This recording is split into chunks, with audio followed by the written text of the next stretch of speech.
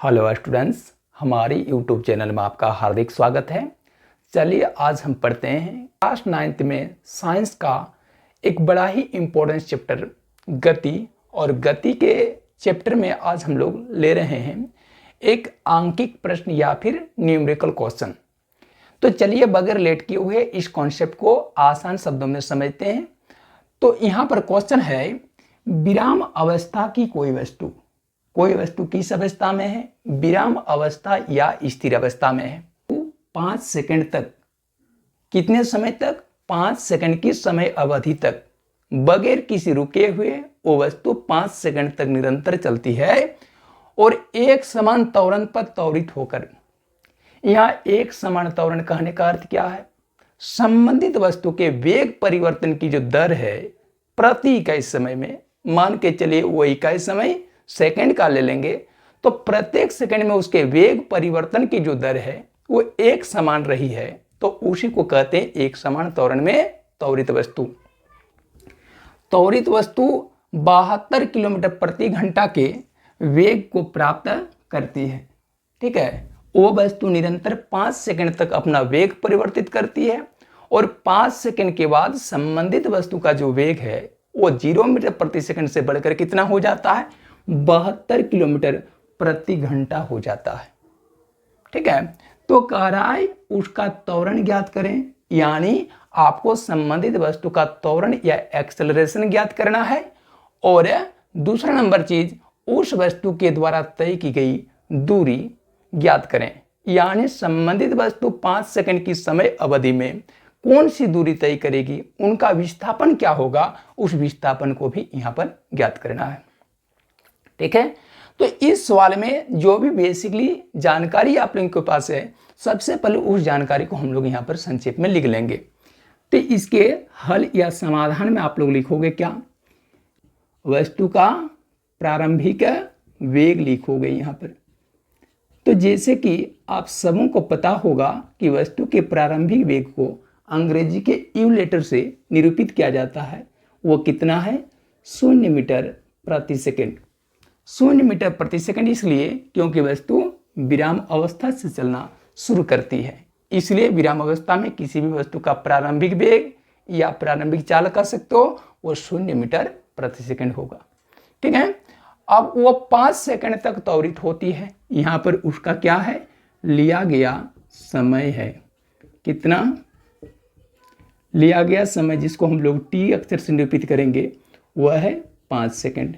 थोड़ा ध्यान दोगे, इसका जो प्रारंभिक वेग है वो अपने एसआई मात्रक में हम लोग लिखे हुए हैं मीटर प्रति सेकंड में। टाइमिंग जो लिया गया है वो भी ऑलरेडी पहले से ही एसआई मात्रक में 5 सेकंड लिया गया है। तथा वस्तु का जो अंतिम वेग है, बाद में प्राप्त किया जाने वाला जो वेग है क्या है, तो वहां पर उसका अंतिम वेग है 72 किलोमीटर पर आवर। ठीक है, तो ध्यान दोगे कि प्रारंभिक वेग अपना एसआई मात्रक में है, टाइमिंग भी अपना एसआई मात्रक में है, लेकिन उसका जो अंतिम वेग है वो एसआई मात्रक में नहीं होकर किलोमीटर प्रति घंटा, जो कि वेग का क्या है? व्युत्पन्न मात्रक है, उसमें दिया हुआ है। तो हम फार्मूला को अप्लाई करें, गति समीकरण को अप्लाई करें, उससे पहले जरूरी होगा कि हम इसके अंतिम वेग को उसकी एसआई मात्रक मीटर प्रति सेकंड में प्राप्त कर लें या फिर कन्वर्ट कर लें। ठीक है, तो इसको हम लोग 72 किलोमीटर प्रति घंटा को किस प्रकार से मीटर प्रति सेकंड में प्राप्त करेंगे? तो इसके लिए क्या करना होगा? 72 किलोमीटर की राशि को ज्यों का त्यों लिखेंगे, बाय बदले में बट्टा लगा दोगे, एच है तो एच दे दोगे। एच के आगे यहाँ पर गुणांक के तौर पर कुछ नहीं, मतलब 1 की राशि होगी। अब क्या करना है? ये जो 72 किलोमीटर की दूरी जो दिख रहे हो, तो उस दूरी को क्या करना है? मीटर में चेंज करना है। इसके चलते आपको 1000 से इसे गुणा करना होगा, तब जाके ये राशि मीटर में कन्वर्ट हो जाएगी। ठीक उसी तरह से घंटे में जो समय है उसे सेकंड में परिवर्तित करना है, तो इसके लिए 1 घंटे की राशि को हम 3600 से गुणा कर देंगे। क्यों? क्योंकि हम सबको ही जानते हैं 1 घंटे में 3600 सेकंड होता है, तो उसे सेकंड में कन्वर्ट करने के लिए 3600 की राशि से गुणा कर दिए। फिर हम लोग इनका सरलतम रूप प्राप्त कर लेंगे, सिंपलेस्ट फॉर्म प्राप्त कर लेंगे। इसके लिए हम लोग ऊपर के डबल जीरो और नीचे के डबल जीरो में कट छट कर देंगे। फिर जो है 36 से कटोगे, 36 की 36, 36 दूनी 72 हो जाएगी। अब तो और कोई काट छांट नहीं होने वाली है, तो हम लोग इसको क्या लिखेंगे, 2 गुना 10 20 बट्टा 1 गुना 1 1। ठीक है, अब ऊपर की राशि वो किलोमीटर से किस में कन्वर्ट हो चुकी है, देखिए मीटर में कन्वर्ट हुई है, और नीचे की जो राशि घंटे से किस में कन्वर्ट हो गई है, सेकंड में, तो इसलिए मीटर प्रति सेकंड। अब 20 के नीचे चाहो तो 1 की राशि को लिखो या ना लिखो, बात समान होगी। और इस प्रकार से हम लोग उसके अंतिम वेग को मीटर प्रति सेकंड में कन्वर्ट कर लिए।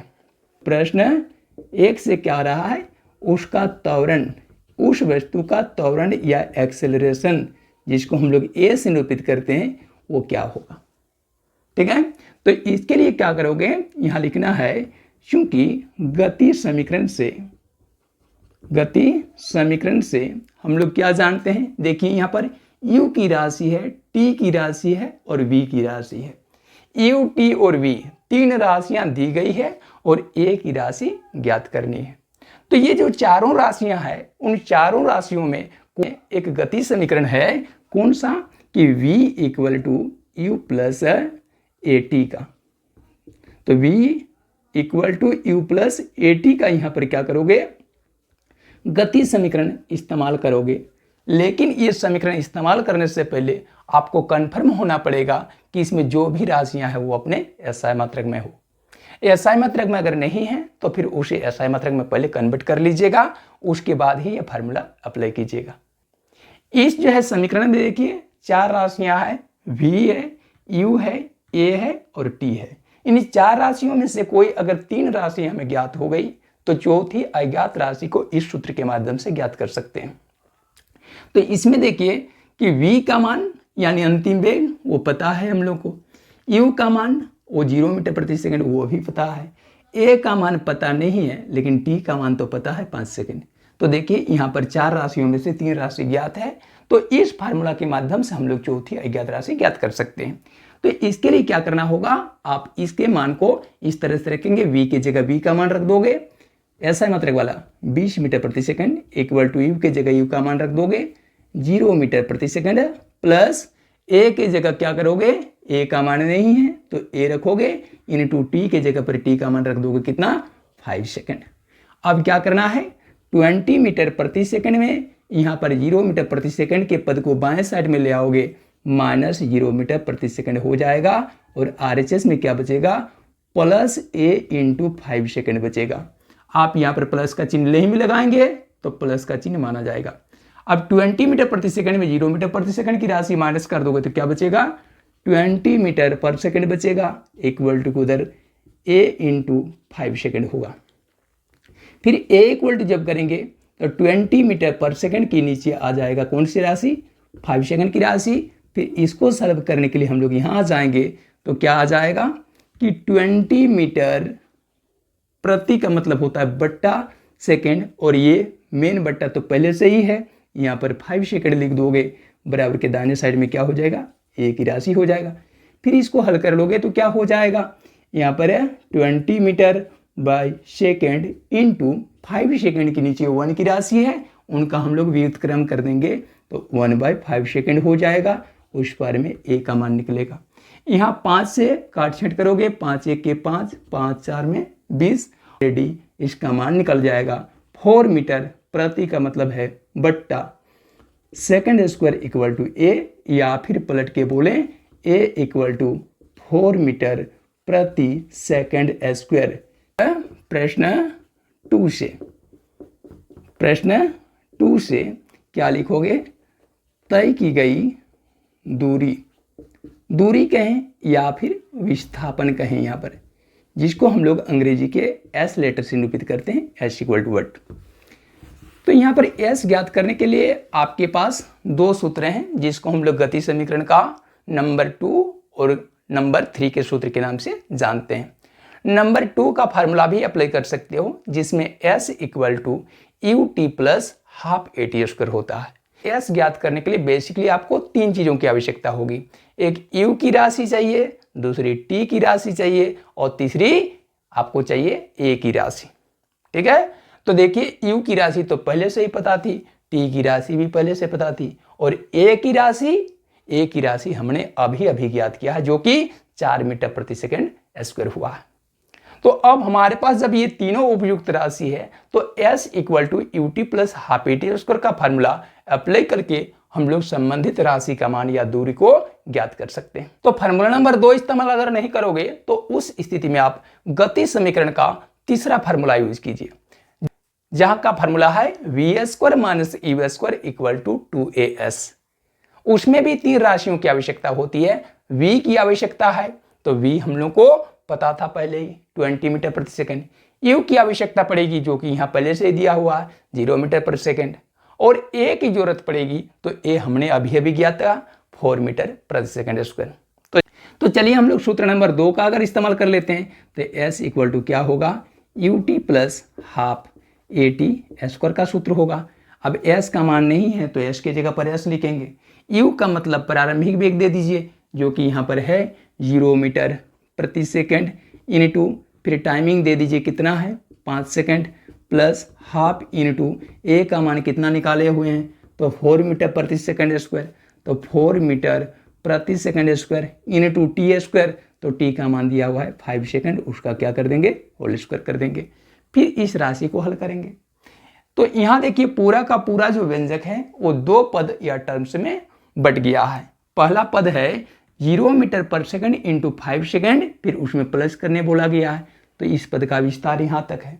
और दूसरा जो पद है वो हाफ इंटू 4 मीटर प्रति सेकंड स्क्वायर इंटू 5 सेकंड का स्क्वायर है, तो दूसरा पद का विस्तार यहाँ तक है।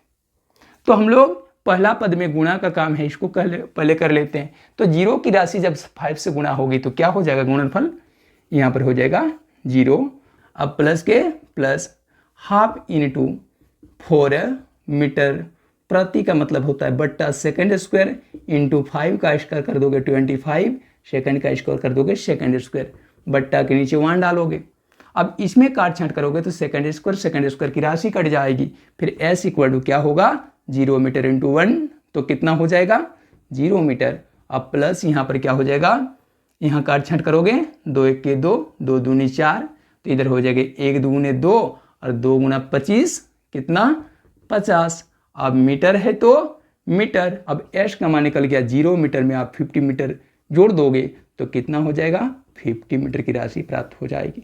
संबंधित वस्तु द्वारा 5 सेकंड की समय अवधि में तय की गई दूरी कहें या प्राप्त किया गया विस्थापन कहें, तो इसे आप लोग क्या कर दोगे, एक दूसरा नंबर के प्रश्न का आंसर कर दोगे।